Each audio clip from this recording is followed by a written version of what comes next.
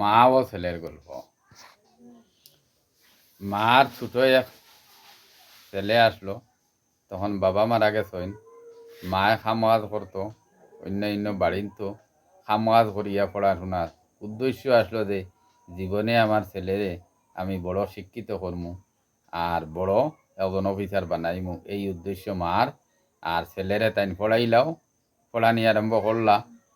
আর মানুষ বাড়ি সাজ কতার সাজ করি করি করি করি পড়াইলা, তখন সত্যিকারের হে একদিন ম্যাজিস্ট্রেট হয়ে গেল গিয়া। ম্যাজিস্ট্রেট হওয়ার পরে এ তখন বিয়া শাদি করলো। মার আর কোনো পাত্তা দিল না। মায়ে খুঁজাই খুঁজাই একদিন গেলা অফিসও যাবার বাদে তখন দেখলা ছেলের খান্দা লইতে, তখন বাকি এলা সরম পাইব হিসাবে কইল না, এই এই ভদ্র মহিলাটা আমার বাড়ির খামলা।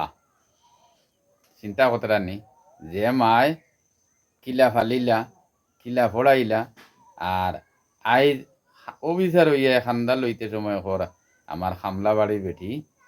যাওক, মায় অনেক দুঃখ পাইয়া তাই ফিরিয়া আইলা। আইয়া খুব খান্দাখাটি করলা।